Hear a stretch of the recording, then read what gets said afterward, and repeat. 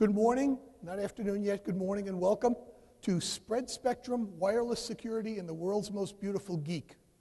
And by the way, that's not me, the world's most beautiful geek. We're talking about someone else. The someone else we're talking about is this lady up here called Hedy Lamarr. Those of you who are younger probably have never heard of her. She certainly doesn't look like a geek, does she? In her movies, interviews, she never sounded particularly technical either. Yet Hedy Lamarr, who is cited in 3 decades, even 4 decades, as the most beautiful woman in the world, holds the patent, or she held, she's dead now, but she held the patent and was granted a patent on a frequency hopping technique that serves as one of the cornerstones of everything we do today. Every cell phone uses it, among other things.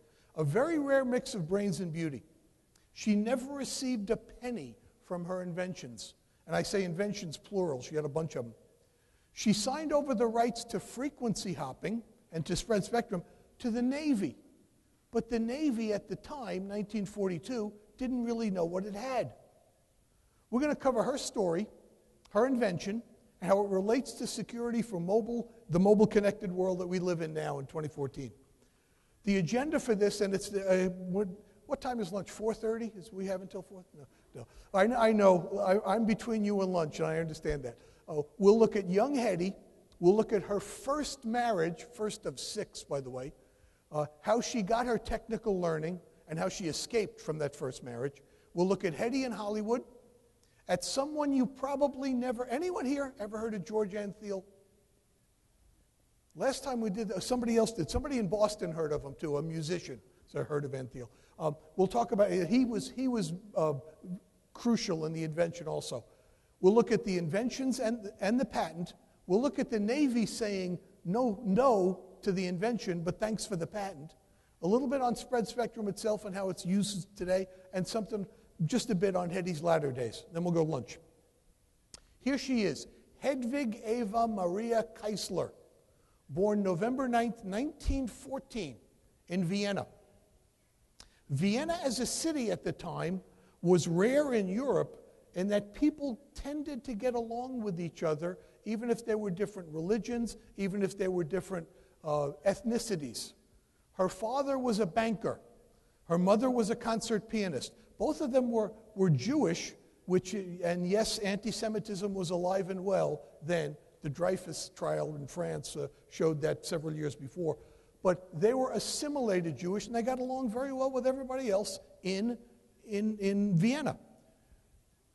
She was homeschooled. She learned languages. She learned ballet. She learned piano. She learned horseback riding. She learned all sorts of things. And she showed a very early interest in acting. Her mother called her an actress all the time. Hedy's quite an actress. When she was 15 years old, coming home from a place where she was going to a store or something, she passed by someone who was in this new industry called movies. And she just was interested in it.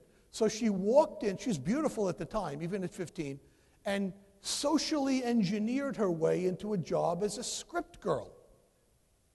She basically asked the producer, hey, is there a job here? And the guy said, well, have you ever done scripts before? And she said, oh, yeah, I can do that. And they hired her. Well, he looked at her and hired her. A year or so into that, she started getting parts in the movies. She talked her way into movie parts, and she convinced her papa. She had her father wrapped around her finger, just probably as much as my granddaughter has me wrapped around her finger. Anything she wanted, anything Hedy wanted, Emil would give her. She came home when she got the job at the movie place and said, Daddy, I want to drop out of school. And Daddy said, well, okay, if you think it's right, okay. Now, at 18 years old, 3 years into her working at this studio, she starred in a movie. It was the 4th movie she was in. And in this movie called Ecstasy, she was featured in the first ever scene where a human being was completely stark naked. That's her. That's her in the movie. Her parents, she took her parents to the premiere. They were shocked. They walked out. They still loved Hedy, but they walked out. The movie was banned in the United States. We never allow naked things on screens in the United States. Well, whatever. But people in the movie business now heard the name Hedy Lamarr. She got some more roles in Germany and in Austria, and she got attention from somebody who was very rich, one of the richest men in the country, a guy named Fritz Mandl. He was an arms dealer, and he would shortly become husband number one. She rejected him, and then married him. It worked like that for her. He was extremely possessive. He didn't like the fact that people were looking at pictures of his wife naked, so he tried to buy up every existing copy of the movie Ecstasy. The fact that we have some prints back here says that he wasn't quite successful in doing that. And on the internet, you can still find some. No more movies for Hedy, no more stage for Hedy. But she did attend dinners with him, with Fritz. And Fritz was an arms dealer, selling arms to Austria, to Germany, to basically to anyone who wanted to buy them, but primarily Germany and Austria. What Hedy did at these dinners was keep quiet and absorb knowledge, sitting next to generals and majors and colonels and industrialists and people who are creating arms and coming up with ideas. And she looked glamorous. She said, any girl can be glamorous. All you have to do is stand still and look stupid. But meanwhile, she was soaking up knowledge on weaponry. What she learned at home with Fritz and his military clients played a critical role later in the things that she was inventing. There was a German, again, somebody you probably never heard of, called Helmut Walter. Anyone ever heard of him? If you've heard of George Antheil, maybe you've heard of... Anyway, this guy was Germany's submarine genius for propelling submarines, for torpedoes, etc., torpedo-designed submarines, etc. He talked about using hydrogen peroxide, H2O2, as fuel for submarines and as fuel for torpedoes because it would leave them weightless so you couldn't track them and see where they were going and try to avoid them. And at dinner, here he is talking to here's this guy who's basically a nerd, a genius but a nerd, talking to this stunning woman. And what is he going to talk about? Well, the things he knows about. Weightless torpedoes, H2O2, things of that nature, wire guidance. Hedy listened, smiled, batted her eyes, as she said, back again, look stupid, but she listened and she learned because she was anything but stupid. However, while this was going on and she was learning about torpedoes and learning about aircraft and learning about armaments and learning about whatever, she grew further and further away from Fritz because he was more and more controlling and more demanding. She wanted to go back on stage, not movies first of all, but stage. She wanted to be a stage actress again. And she really resented the fact that Fritz didn't like that idea. His possessiveness, his jealousy, he didn't want to share it with anybody. So one of the things he did to try to make her feel good was say, why don't you go away to St. Moritz for a few weeks? Go in winter, go to Switzerland, see what you can do. Well, at Switzerland, all was not quiet on the Western Front because she met the author, Erich Maria Remarque, who wrote that book and had an affair with him there. Fritz didn't seem to mind that so much. I don't know if he ever found out about it, but he didn't seem to mind. She also enlisted Fritz's best friend, who was a prince, Prince Starhemberg. And Prince Starhemberg helped her get a stage role. When Fritz found out about that, he was furious, not only at Hedy, but also at his former friend, the prince, for having helping Hedy disobey his orders. Well, Hedy at that time said, that's enough, I'm finished, I'm done. Went to Paris, divorced Fritz from Paris, went on to London. She was trying to get to America. What she was trying to do was get to Hollywood, get there. In London, she met Louis B. Mayer, MGM, Metro-Goldwyn-Mayer. This is the mayor. If there is a caricature of the Hollywood mogul, the casting couch and all that, this guy fits that caricature. That's what they're all based on. That's him. She met him, and he had seen Ecstasy. And this is a quote from him. I don't like what people would think about a girl who flits bare-assed around the screen. That should be only for her husband to see, etc. Meanwhile, he was saying this and acting the prude, but he was looking at her from every angle he could think of. He offered her a job, $125 a week for 6 months, trial, a contract for that. She had the nerve at that time, even though she had no job, no support, she had left Fritz, to say no to him. She turned him down. It wasn't enough money. So what she did was buy a ticket on the Normandy, with the ship that Mayer was using to go back, and said, I'm going to go on this ship, I'm going to go there, and I'll show this guy and we'll talk some more. Every time Mayer would see her, she would be with a new man who was absolutely dazzled by her. She'd walk by on the promenade of the ship with one man, then walk by with another, and every one of them was basically just completely dazzled. At some time on the ship, he changed his offer and said, instead of $125 a week for 6 months, how about $500 a week for 7 years? And at that time, 1937, that was a heck of a lot of money. She accepted that offer then. Now, I don't know what else they did on the ship, but the thing that Mayer didn't like was the name, Hedy Keisler. 1937 U.S., we were having difficulties with Germany, so was the rest of Europe. Keisler sounded much too German. He didn't like that name. So he was looking for a different name. Mayer's wife was with him on the trip. Mayer's wife didn't like the fact that all these young girls were visiting the casting couch with her husband. One girl named Barbara Lamarr, L-A space capital M-A-R-R, had died earlier that year. This girl who died, she was 29, and she had also been considered the most beautiful girl in the world. She was a favorite of Mayer's, but certainly not a Mayer's wife. Mayer's wife decided that Hedy's last name ought to be Lamarr, L-A-M-A-R-R, no space, no capitals.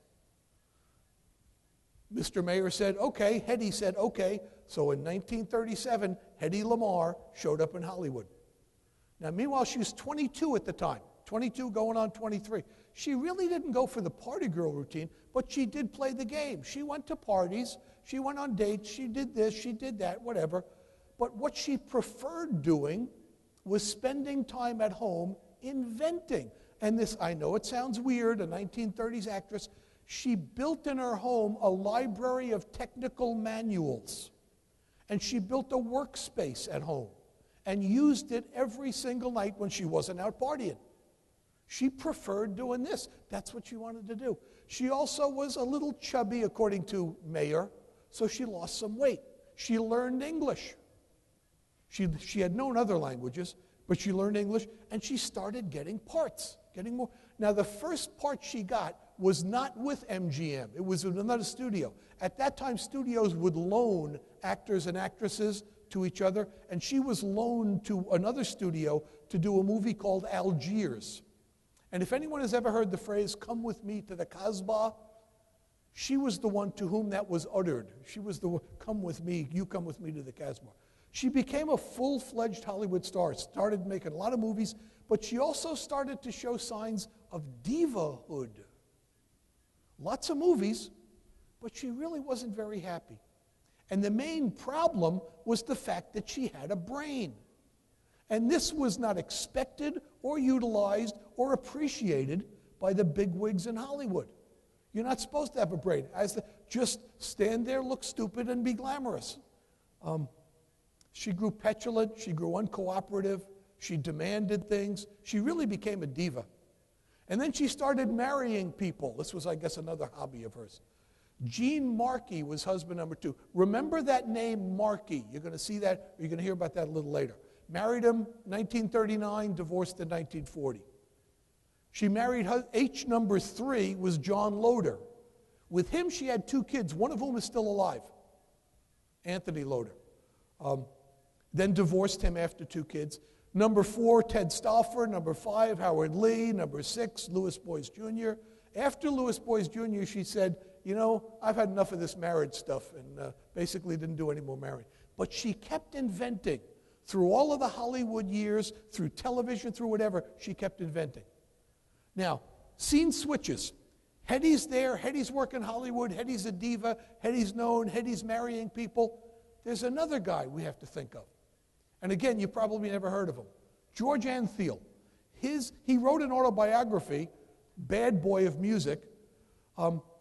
And the reason he called himself that is because some of his earlier works caused riots in Europe. Now, I know a lot of things cause riots in Europe. The first time Singe's play, Bad Boy of the Western World, ever was run in Dublin, there were riots all over the Abbey Theatre. The first time this Ballet Mécanique, his work, was played at the Théâtre des Champs-Élysées in Paris, there were riots.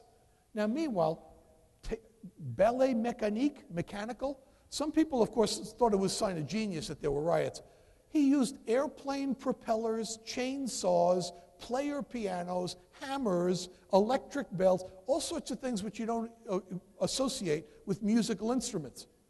But nonetheless, some said, oh, it's genius, it's one, and now it's accepted as one of the canonical works of modern music. He's more appreciated now than he was when he was alive. He was a composer. He was a musician. He wrote magazine articles. He wrote books. He was an inventor. He was an expert in criminal justice. He was an expert in military history. He had a deep interest in endocrinology. The guy was truly a polymath. About 5'6" tall, little guy, looked very unassuming, but very, very brilliant. Now, remember that endocrinology. He wound up in Hollywood. He was in Europe doing most of his stuff. He was an American, went to Paris, did things, came back, and he wound up trying to make money, so he wrote film scores for Hollywood movies. It was, to him it was kind of beneath him, but he had to do it to make money, and he made money doing it. Now, Hedy had just dumped husband number 2. She was anxious. She was concerned. Remember, Mayer made her lose some weight, so she lost some weight. And now after she lost weight, Mayer said, well, Hollywood, we want you to have bigger breasts. He implied that her breasts were too small. So she was even more nervous. She heard about George's knowledge of endocrinology and glandular knowledge and asked a friend to set up a meeting with him in August of 1940. What did they tell George? Hedy Lamarr wants to see you about her glands. When they met, this is from George's autobiography. He says his eyeballs sizzled. I don't know what that means, but it sounds painful for one thing. His eyeballs sizzled. She was undoubtedly the most beautiful woman on earth. Undoubtedly. He had and his wife was a good-looking woman too, but anyway, this is what he said about her. And as far as that post-pituitary, that's George's quote too. Take from it whatever you want, whatever. Subsequently, after talking about glandular things, and he said she was fine, there's no problem, don't worry about it.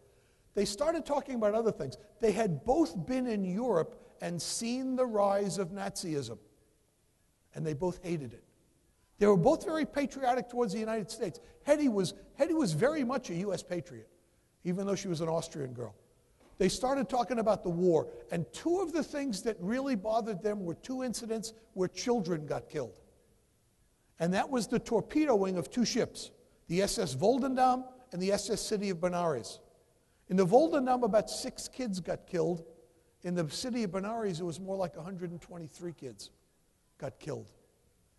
They talked about that, how evil that was. They talked about her munitions knowledge. They talked about torpedoes. They talked about wire guidance as opposed to radio frequency guidance. They talked about multiple ways to do things, problems that we're having with torpedoes, problems with other munitions.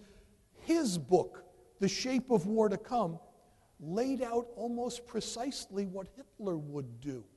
Clearly, obviously. Guy was good. He was very, very good. They talked about the need for alloyed torpedo guidance. One of the problems that haunted the Allies at the end of World War I into World War II was the fact that the torpedoes they were using, even though the explosive part was good, but they couldn't get them aimed right. They couldn't get them tracking correctly. They couldn't get them aimed right. And they both also talked about their joint interest in inventing. Now, George and Hedy, again, were both very patriotic. She was absolutely by far the favorite pinup. Her face appeared on barracks, on foxholes, on ship bunks, on airplanes, on panels, multiple things like that. There was no evidence of romance between the two of them, George Antheil and Hedy. However, because Hedy was the most beautiful woman in the world, George's wife was still not happy. Nonetheless, the two of them were focused on making better torpedo guidance system. Early in the 1940s, everyone had trouble with torpedoes. Duds and post-release and jamming and things of that nature. Wire guidance helped. There was a wire guided, but you run out of wire pretty quick. And it helps, but they still needed work. They still weren't there. Now, what George had been familiar with, Hedy didn't know about. Anyone remember the Philco Corporation? Everybody's probably too young. Okay, somebody does. Thank you for remembering Philco. Philco, way back in 1939, before these two met, came out with something, a remote control device, one of the first ever, called Mystery Control. It was for radios. Remote tuning. You had a dial, and you dialed one of 8 stations. You could preset stations and dial them in. You also could dial the volume control. If you wanted to turn the radio on, you had to go to it and turn the switch on. And then you could dial that. But this was the first ever remote control. Radio control was futuristic at the time, but it was not a new idea, therefore it was not a patentable idea. Hedy's idea of hopping frequencies made radio control much less susceptible to jamming, because part of the problem with torpedoes and other munitions was jamming. Hedy's idea was radio control, but in a unique way to defeat jamming. She said, instead of using one signal and sending that signal, and somebody tunes in that frequency and jams it, send a chip of information on this signal, then hop to another one in the same frequency band, then hop to another, then another, then another, then another, multiple different frequencies within the band. Hop from one frequency seemingly randomly to others. Not seemingly, because if you know on this side and you know on this side what the frequency hopping is going to be, then you're fine. If you don't know in the middle, it seems random. Just send a chip of information, a small segment of a signal on any one frequency, hop to the next one. As long as the receiver knows the frequencies and the timing of change and the size of the chips, it's very difficult to jam. And even if some of it goes away, you still get most of the signal. Here's the scenario that she envisioned. There's a submarine or a surface ship that's firing the torpedo. There's a target ship that sees the wake of the torpedo and tries to jam the homing signals. Airplane on top sees the wake of the torpedo going away from the ship, radios the sub that fired it and said, hey, they're trying to avoid this thing. The sub then sends a signal to the torpedo using frequency hopping, spread spectrum, to correct it to go back where it goes, and hopefully, boom, the tanker's gone, the trip ship. That's her scenario. That's what she assumed was going to happen. It receives it, it goes, whatever. Hedy had the idea, and the idea is really good, but an idea is not enough for a patent. George remembered player pianos from his ballet mécanique. They're driven by rolls of punched paper tape. I remember punched paper tape on printers and stuff, but they're also on player pianos. Each row signifying a note, and they're synchronized, this side, that side. It's very analogous to the frequencies in a transmission band. Now, okay, that's fine, that can work, let's see. To get a patent, you can't just have an idea, you have to what they call reduce it to practice. And George Antheil's conducting and his composing and his experiences were invaluable here. Under the picture of Hedy, by the way, that's part of what they submitted for the patent, part of the napkin sketch that they used to show how spread spectrum would work, how the frequency hopping would work, etc. The punch paper tape control rolls of player pianos gave George an idea of how to make the separate machines talk to each other in synchrony.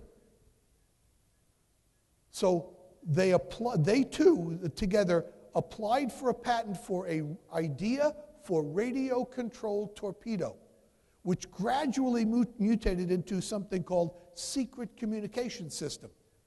And in 1942, patent number 229-2387 was issued to George Antheil. And if you remember, I said, remember the name of that second husband, Markey? She didn't use Hedy Lamarr as the name. She used Hedy Lamarr. Wanted to keep attention away. Wanted to not necessarily get publicity for this. Just keep it quiet. Well, the Navy looked at this and said, yeah, nah, we don't think that. The mechanism is too bulky to be incorporated into the average torpedo. Now, Hedy and George, who had thought about this, said, oh, God, they're thinking that we want to put a player piano on the torpedoes. That's not what they were trying to do. That was just the idea. But nonetheless, the Navy said, no, can't do it. No. But they kept the patent. They didn't throw the patent away. They had no inkling at the time, 1942, how they were going to use this, but they kept the patent.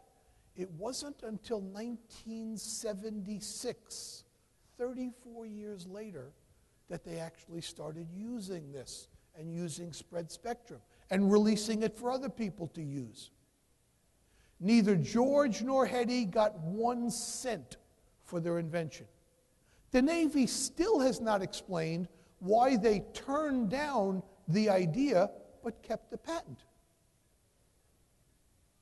George said, I'm going back to Hollywood. I'm going to start composing, writing music, and he did.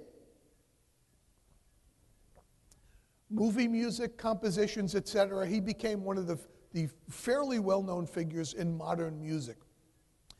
Hedy, as I said, she was patriotic. Since she couldn't contribute to the Navy by giving them this invention, they wouldn't take it, she said, okay, I will do war bond drives. And she showed up doing war bond drives all through World War II.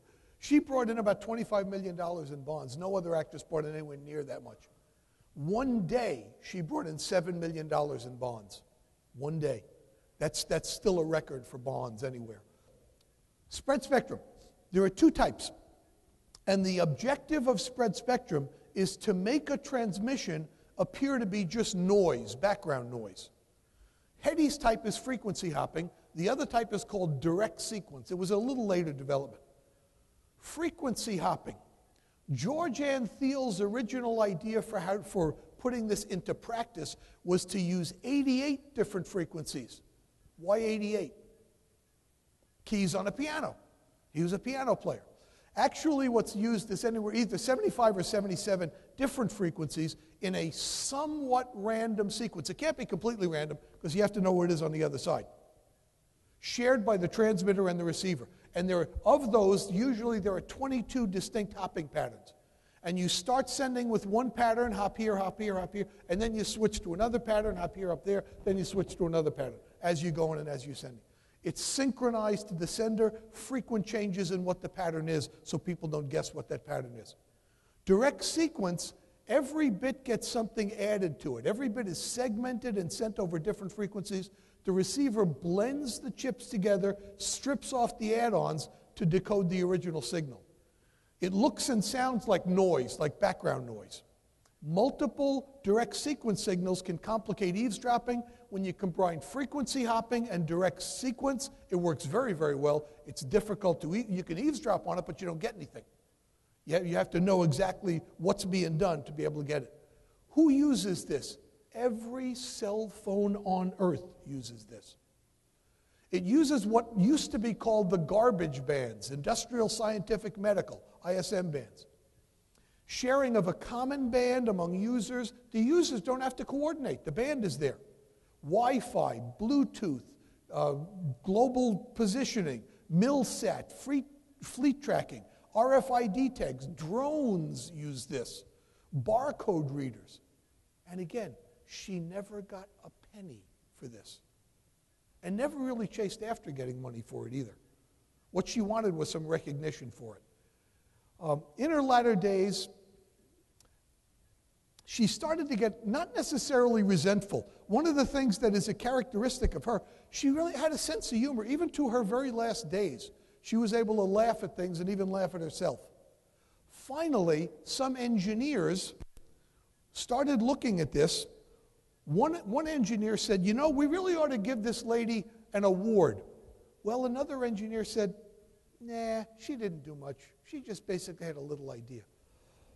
sexist viewpoint, actually. The other engineer found her, talked to her, found out that she did hold the patent. Mrs. Markey held the patent, and said, yeah, she really ought to get this award, and convinced the others that she should.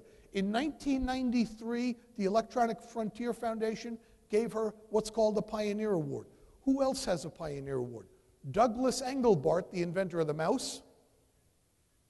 Vinton Cerf, one of the people who you know definitely from internet, one of the inventors of the internet, if you will, and people of that realm and of that stature. She fits that stature, according to them. She's gotten some other inventing and engineering awards, but the problem is now it was 1990s, and someone who had been called the most beautiful woman in the world was no longer the most beautiful woman in the world. She had had some plastic surgery, and it really didn't go well.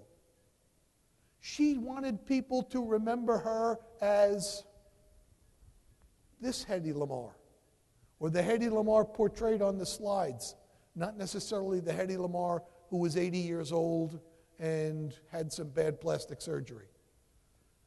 She moved to Florida, outside Orlando, small town outside Orlando, and lived there pretty much as a recluse. Even though she still had a sense of humor, though, she still laughed at things. And she didn't go to these award things. She sent radio messages and other things to people giving the awards. What she really wanted to do was make it to the next century. And she did by 19 days.